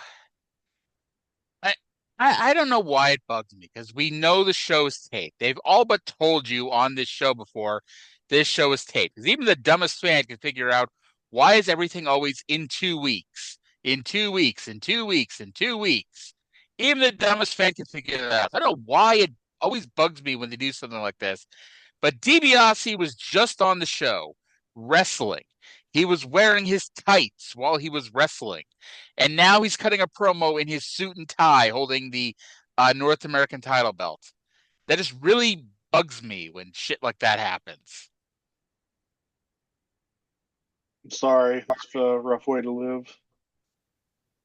And we all have our little things that get to us. Otherwise, hey, these 6 promos we saw on this show, I'd want to go to the UNO Lakefront Arena to watch this show. Yeah. As soon as we get the time machine sorted, we'll go. And hey, I have proof that Jim Cornette had the temporal ham radio out. We'll get to that on Thursday. Because there's a little too much coinky dinks for this to be a coinky dink. Jake the Snake Roberts versus Tim Horner in our expiration of time match. This somehow went to the expiration of time. I am so fucking mad that I didn't get to see Tim Horner get DDT'd. Oh, God. Remember, like, that one week they told us that all the expiration of time matches will continue for the live audience, and, like, they ignored it almost immediately? I liked it better when they rang the bell instead of I don't like it when they go off with them still wrestling. I did, I forgot to mention this, but when in DiBiase's promo, we started complaining about the freeloaders, and I'm like, well, if you buy a ticket to the show, you're not a freeloader. And then he, clarified he meant the people who just watch on TV and don't bother going down to the arena to watch him wrestle. I'm like, okay, they're freeloaders. Yeah. I know what he thinks about us. We're freeloaders. We are not going down to the arena to watch him and Jim Duggan wrestle. But we would if we could. We would if we could, but we can't, so we shan't. Yeah. I remember, a few years ago, I was always wondering, because they would, watching World Championship Wrestling, they'd always talk about, oh, tonight in the Omni, Dusty Rhodes is going to get revenge on the Four Horsemen. Why would somebody watching in Des Moines, Iowa, for instance, give 2 flying fucks if Dusty Rhodes is going to get his revenge tonight in the Omni? So they shouldn't try to promote the house shows on those shows? They should, but it was always like it's a national television show, and you're concentrating on one building that 95% of the people who watch the show are not conveniently located to. Because it's not like there wasn't a fucking house show in Des Moines, Iowa to promote. Okay, but my point is, except for the Great American Bash, it's like WCW or Crockett never really promoted openly like this outside of it. They were not saying, oh, tonight we're going to be in Tupelo, Mississippi at the Tupelo Coliseum. You better watch me come get my revenge on Ric Flair. But it was always, we're going to be in the Omni on such and such a date, and I'm going to kick Ric Flair's ass at the Omni. You know what I mean? It's like you're cutting local promos on a national TV show. I'm sorry that they upset you by promoting the Omni. They could have been promoting any one show. They said the Greensboro Coliseum. Fine. The Greensboro Coliseum. It's the same thing where it's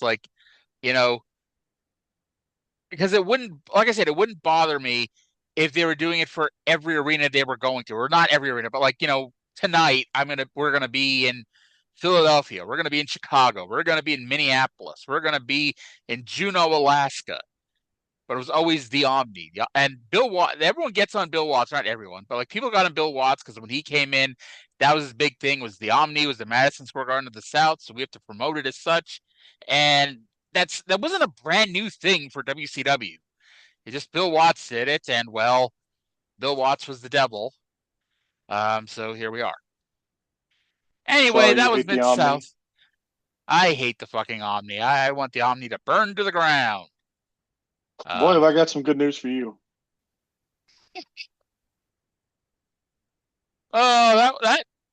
So we need to wind down a little bit.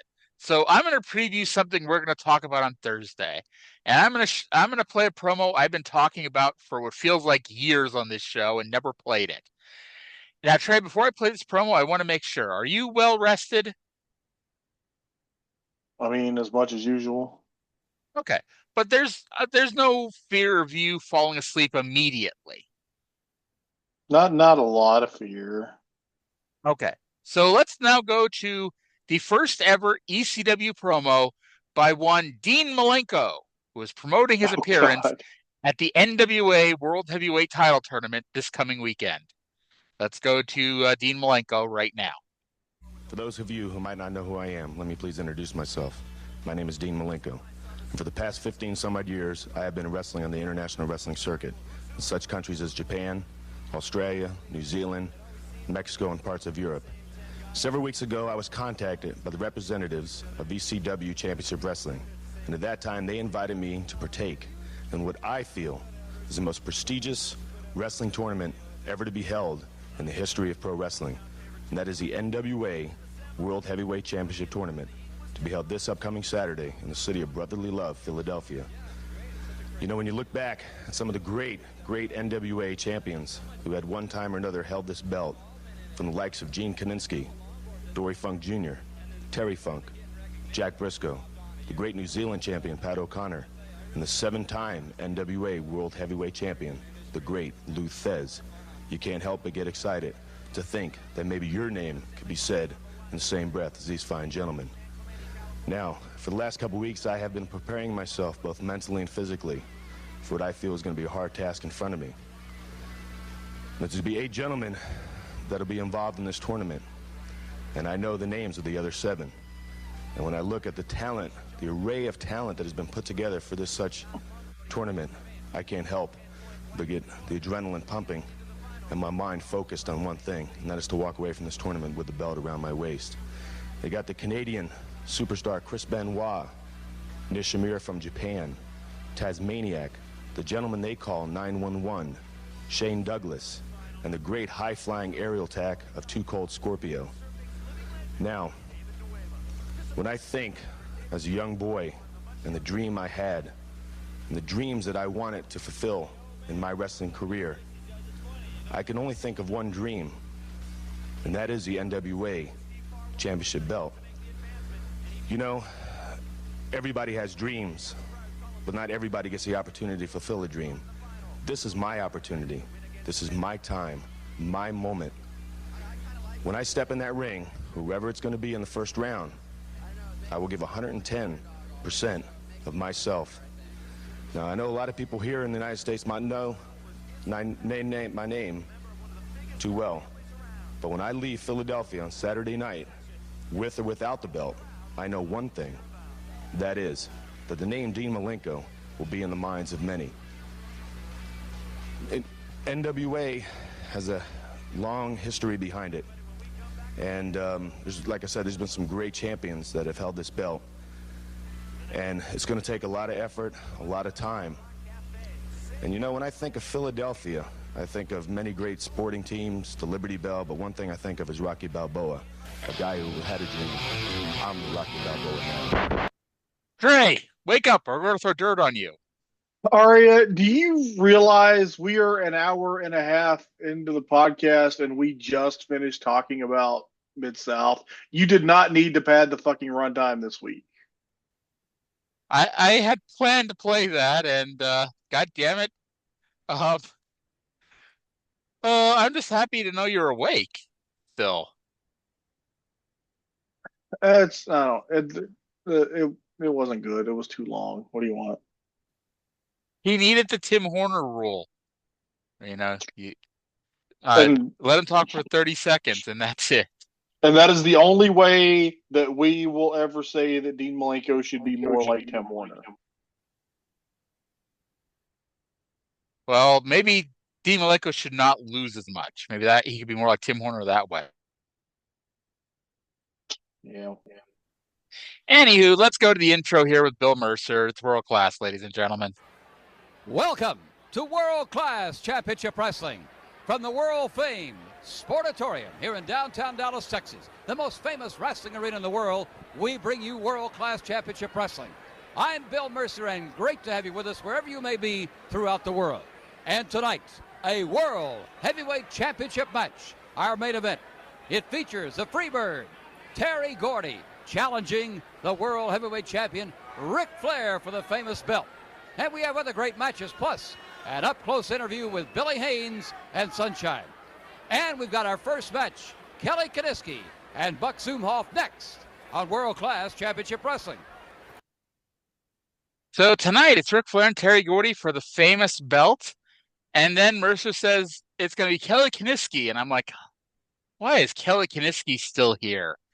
Then he said the magic words and it was fast forward time. Yeah, it was a treat. Yes. So, yeah, Flair and Gordy tonight. And I got to tell you, it was everything it was cracked up to be. It was good. Yeah. I had a minor complaint, but it was good. We'll get to it. We'll get to it. All right. So this is where I message Trey. Fast forward to the 12-minute and 2-second bit, unless you want to see that pedophiles never prosper, because then you'd fast forward to 11:30 and see Kelly Kiniski pin Buck Zumhofe. Really tells you like where they are, because Kelly Kiniski was never exactly a pushed wrestler on this show. And Buck Zumhofe, not that long ago, was tag team champion with Iceman Parsons. So I agree with Kelly Kiniski being above Buck Zumhofe. We forgot to mention this during Mid-South, but thank you to Jim Cornette for spoiling future World Class shows for us. Oh, what did he say? He said that he was the manager of the America's Tag Team Champions. He's not. The Fantastics are. The Fantastics are the manager of the American Tag Team Champions? No, he's not the manager of the champions. The Fantastics are the champions. That's what, because they announced at the end of the show that they were going to do another title match next week, and I just immediately assumed, oh, that's when the Midnights win the belts. Oh, well, you didn't hear all of it then. If that's what you heard, you did not hear the entire thing. We'll get to that here in a little bit. So we get the Rippler, Trip Oliver versus Private Corporal Terry with a Y Daniels. Mercer amused himself by saying that Rip Oliver looked like his name should be Kenny. I don't. Honestly, it's like when they told us that Bill Irwin's real name was Chauncey, even though it isn't. Rip Oliver's real name is Larry Richard Oliver. There's no Kenny in there at all, so I don't know where that even came from. That's quite a name. Although Kenny Oliver is pretty close to Kenny Olivier, which of course is what Jim Cornette calls Kenny Omega. Yeah. I'll be honest, I kind of zoned out here. Oliver I think he won with a shoulder breaker. I did not care enough to rewind 3 seconds to find out. He did win with a shoulder breaker? They only went a little under 4 minutes, but this was a better than usual world-class TV match. By the way, I forgot to mention during Mid-South, Iceman is a lot more palatable doing 3-minute squashes than he was doing 10-minute world-class matches. Well, that could be the case for anybody. I bet Kelly Kiniski, remember when, what's his name was on the show? John Mantell. It's like, hey, he's almost a good worker here when he's only wrestling for 3 minutes. So, sometimes we have to make cuts for time. And if this was a good promo, I would have played it. And if this was even Billy Jack Haynes' only promo on the show, I would play it. But we have a 4-minute promo with Billy Jack Haynes. I am not fucking playing it. When the biggest thing I have to say is Bill Mercer's wearing a tremendous plaid jacket, we don't need to hear from Bill Haynes here. I feel like they asked all the questions that we wanted them to, and we still learned nothing. Yeah. It's like, apparently Billy Haynes did not have a relationship with his dad until his dad lost his eyesight due to not managing his diabetes. And now Sunshine thinks that Bill Haynes is a future world champion. Horrifying and they put over his finisher, the full Nelson. Didn't he have a different finisher a few weeks ago? Because I could swear we talked about how he has the full Nelson when he goes to WWF, but he didn't use it here. I do not remember. He's used the full Nelson on World Class already. Okay, so maybe he did, and I'm just choosing to remember otherwise. Because then we get a match. A 90-second match, which in my opinion, is going to feature a lot of discussion about this. Bill Haynes with Sunshine versus, and I quote, Shawn Nickel. Think he's related to Buddy Nichols? I don't think so. And I think when they put up the graphic, I thought my joke was going to be about how they spelled Shawn Sean instead of, it's Shawn Michaels, ladies and gentlemen. But that was too much for this territory. Do you remember how, like, Paul Heyman in Memphis was Paul Dangerly because Jerry Jarrett didn't think the fans could understand dangerously? Like, Shawn Michaels, his name got butchered here. And the best part was, because after he got called Shawn Nickel, Bill Mercer calls him Shawn Michael without the S. And I was in the middle of writing a joke saying that Bill Mercer called him Hawn Michaels, when instead, Bill Mercer then said that Shawn Michaels, the only thing Shawn Michaels asked for was that they say his name correctly. Which leads me to believe that Drunk Mark Lawrence is just a dick. Well, me to believe this is how Shawn Michaels becomes a dick. Well, it's like too. He asked for one thing and nobody could get it right. Then Bill Haynes wins with a full Nelson. Shawn does a neat little backflip out of the corner and gets full Nelson for the submission. And Drunk Mark Lawrence informs us that the winner of this match was Bill Beans. Bill Beans was the winner of this match.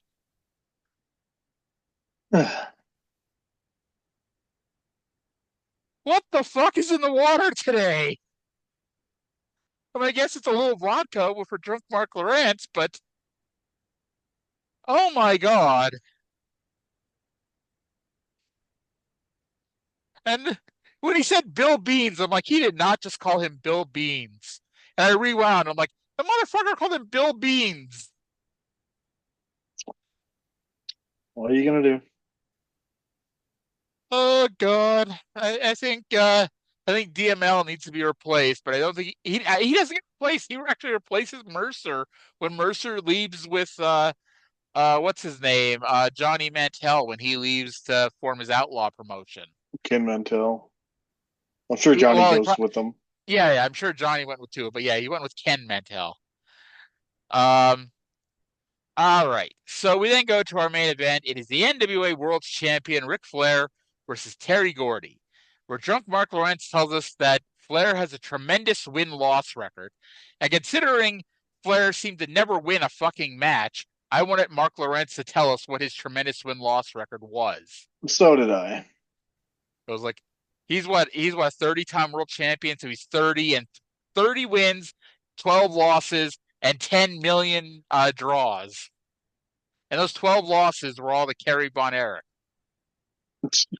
Well, apparently Bill Beans is of the opinion that his 3 matches that he's won on World Class against jobbers is enough to put him in the main event. Let's go to Bill, who has entered the ring to talk to Mark. Interrupt this match. Ric Flair, you and I are no strangers. Excuse me. You and I are no strangers to NWA professional wrestling. I think I came down to the world-class area. I'd like to face the winner of this match. If it's okay with you, Terry Gordy, it may be you. It could very well be you. It could be Ric Flair. But I think I qualify in the world-class area to wrestle the winner of this match for the NWA World Heavyweight Championship. You accept that, Terry? Well, a handshake sometimes is as good as your word. I don't think Ric Flair will shake a hand. Not of a challenger like Ric Flair prancing away, shuttling off the challenge and ignoring Billy Haynes. Here's Rick. Attention for a minute. Billy Jack, since you seem to have brought such a luscious treat with you into the ring. I thought I would express something that few people in Dallas or anywhere else in the world would hear me say. But you know, I've always had everything in the world that I've ever wanted. You understand? If it didn't come to me naturally, I went out and bought it. In this case, I beat up the Von Erichs. I've driven the biggest cars. I got the best looking airplane out there at DFW. But there's one thing in Dallas I've always wanted and have never possessed. Now, move your microphone. You stand aside. I'm talking to you, darling. You know, for 2 years. Don't get nervous, hey. I know you're feeling that rush up and down your spine. For 2 years, I've been looking at you and I've been thinking, oh, how sweet it would be. So I tell you what, you allow me to give you one little kiss on those sweet little lips. And no, wait a minute. And I'll guarantee you, you'll never look at another man again. Just one kiss. Just one kiss. Ric Flair, I'm game. Oh, well, this is another kind of competition we've never had in the ring. Not bad, huh? What do you think, huh? Not bad, yeah. I wonder what you...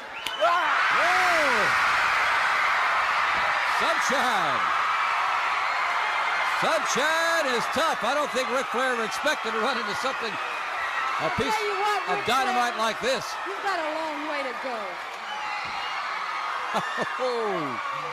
Oh, Miss Sunshine, you are fabulous.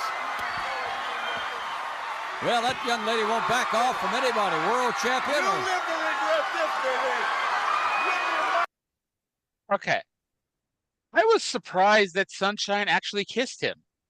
So was I. I figured the slap was coming. Like, that seemed like an obvious follow-up. But, like, I figured he'd lean in and she'd slap him. But she kissed him. Well, aren't we dumb? And, yep. We don't know everything. However, the one thing I do know, I've been watching wrestling for about 35 years. Trey's been watching wrestling for about 26 years. We have seen combined probably 20,000 promos where somebody comes out and says that they want a shot at the championship. For some reason, the only one that's currently popping into my head was when Chris Jericho came out and said, "Me want title match" against Randy Orton. I think it's safe to assume this might have been the worst promo we've ever heard from somebody saying they wanted a shot at the title. That's hard but fair. Good Lord. Like, I get he's new to the territory. It was probably a thing like, you know, you're new, kind of, maybe not necessarily act shy, but act like, you know what? I think I'm good enough to earn a shot at the title. And, like, he sounded like a child, like, "Mr. Flair, may I please get a shot at the world title? Please, sir, I want some more." Very well-mannered young man, Mr. Billy Haynes. At least until, you know, his head gets all fucked up, which might just be next week for all I fucking know, because, you know, sadly, shoot interviews did not exist in the 80s, so we don't know what Billy Jack Haynes' actual mindset was at this point, but, you know, he sure became a nut job later on in life. Boy, did he. So this is back in the day when you're told that the winners of the matches got more money than the losers. So with that in mind, can you imagine how much money Flair could have had if he actually won his matches and thus got the winner's share of the purse? I mean, he had a pretty good life for someone who always lost, but, you know, Beth may not have had to worry about the IRS coming after them. So this was a hell of a little match here. Gordy went for the thumb, but Flair moved and Gordy thumbed the mat. I actually figured that would be how the match turned, but Gordy didn't even sell that he just drove his thumb into the canvas. We were told that Chris Adams was upset that he was passed over for a world title match, and Mercer began naming pretty much everybody who's in world class right now who is not in this match, saying they all want to have a shot at the title. And I noticed while this is going on that even though he seems to always be the referee for world title matches featuring the Von Erichs, biased ass David Manning Von Erich was not refereeing this match. It was Bronco Lubitsch. And I guess he only referees when he can show outright favoritism to the Von Erichs. Gordy finally got the thumb on, but Flair got the ropes. And then Flair pinned Gordy with a back suplex and his own foot on the ropes. Somehow, and this was weird to me, Gordy thought he won, even though, like, I guess because they kind of teased the double pin finish, but Gordy's shoulders were on the mat the entire time. Flair gave him the move, and Flair, they showed a replay, Flair had his shoulder up. You know, I just noticed Drunk Mark Lawrence, or I'm sorry, not David Manning, was not on the show. The first two matches were Rick Hazard, and the second two were Bronco Lubitsch. I actually didn't even. Honestly, I don't usually notice the referee unless I have to notice the referee. Or at Smoky Mountain and they only have one referee. I make it a point to notice the referee. I know, and I appreciate that. I wish there was a referee version of Cage Match, but you know, it's more or less impossible to put together. The foot on the rope felt very pointless. Like, I don't know how much it helps your language from your leverage rather from that angle. But other than that, I enjoyed Ric Flair and Terry Gordy had a good wrestling match. Yes. And it in my head it wasn't as good as I thought it would be, but I mean it wasn't disappointing, you know. I thought it was pretty good here. And I did look it up. This is not the first time they have a singles match. It is also not the last time they have a singles match, but it is the only time we're ever going to see the singles match. Oh, that's a shame. Yeah.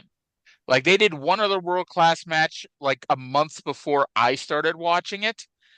So I guess we could go back in time and watch February of '83. But, you know, that's that. And then Mercer ends the show by telling us that the Fantastics, who he calls the six-man tag team champions, would be defending against the Midnight Express next week.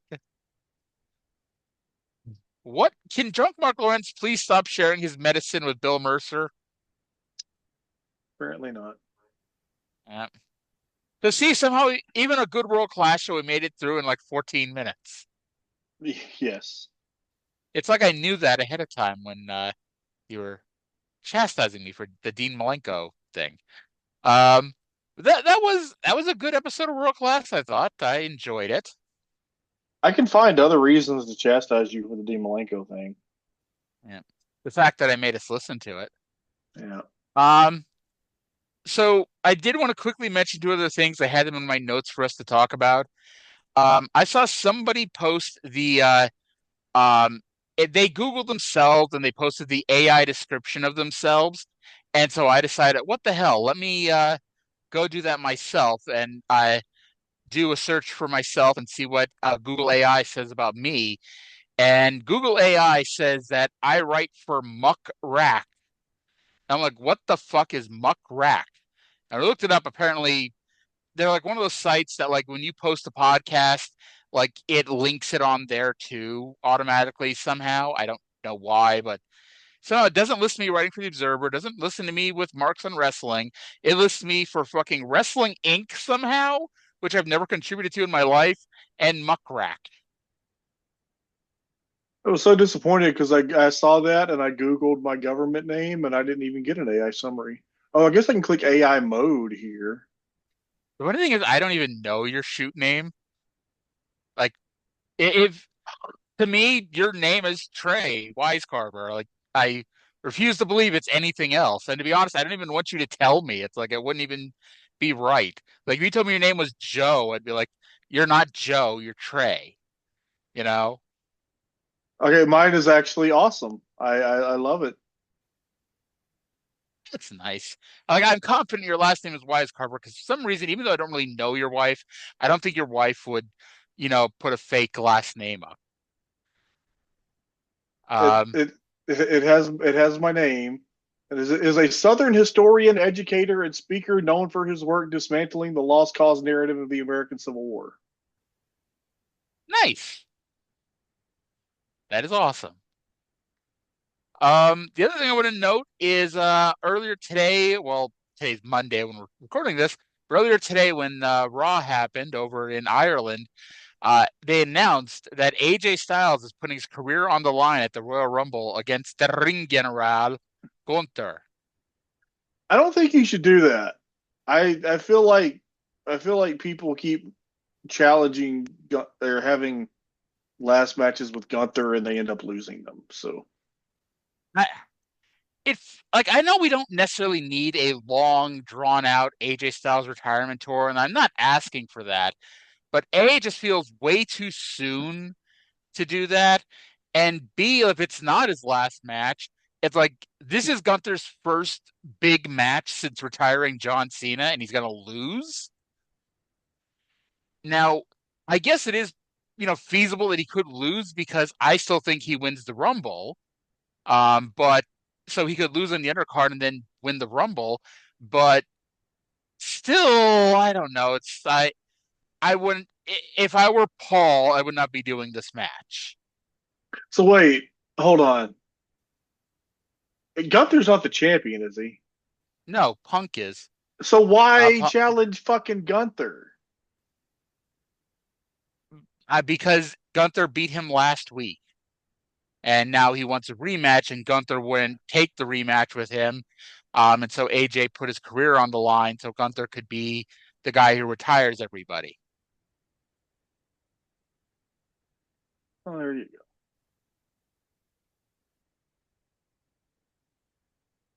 I don't know. I'm not watching the Royal Rumble. This is going to be my test. I've said this before, because I've given up watching WWE. And so this is going to be my test. If I can get through the Rumble without watching it, then I'm solid. Because it's my favorite show of the year. I think a lot of people can say the same thing. Is the Rumble is a fun match to watch. However, especially because I mentioned before, I stopped watching literally after the TLC match at SummerSlam when they posted the Paul sucks Donald Trump's dick video, which was combined with a Donald Trump sucks Paul's dick. And in case anyone out there was like, well, that was this and whatever. And then Paul, last week, sucked Trump's dick some more. So I choose who to support with my money, and I choose to not support WWE right now. And so I'm planning on going to the movies next Saturday, I think it is, next Saturday, or the Saturday after, whatever it is, whatever day and time the Royal Rumble is, I'm going to be sitting in the movie theater. And if there's 6 feet of snow outside, not allowing me to leave my house, I will take a nap. I will go out of my way to make sure I do not watch the Royal Rumble even by accident. I'm not going to go out of my way to watch the Royal Rumble, but I still don't think it's going to be a problem. Because you're going to find a way to watch it anyway, or because you just haven't watched WWE in so long, it's not going to be an issue for you? I don't even know what they're on now. They're on the ESPN platform. I don't even have that. Yes, but it's not like you and I don't know ways around that. I don't put that much effort into things. Here's the thing I'm going to do. I shouldn't say what I'm going to do. Okay. Never mind. Remember, this is recorded. Yeah, that would technically be I am not going to say I will never, ever, ever, ever, ever watch the 2016 Royal Rumble match. I'm not going to make any effort to watch it. I don't want to watch the 2016 Royal Rumble match either. I'm also not going to watch the 2020. Oh, that was a good one. That was the AJ debut one. Yeah, but that was also when Paul had to suck his own dick and put himself over in the main event.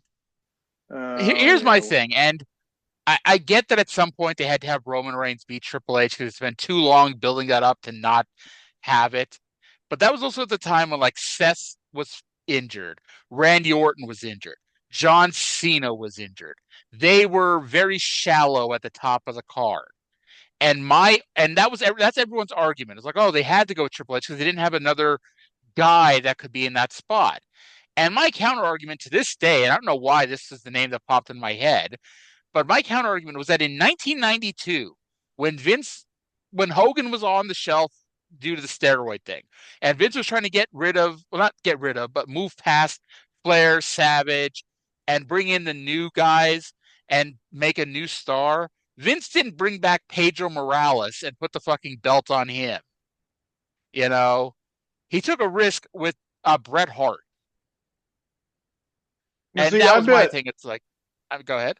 I bet that Brett beating Pedro for the title would have been a Lulu. Well, this would have been Pedro beating Flair for the title. Yeah, but then Pedro would have dropped it to Brett, presumably. If the goal is to get the next generation over.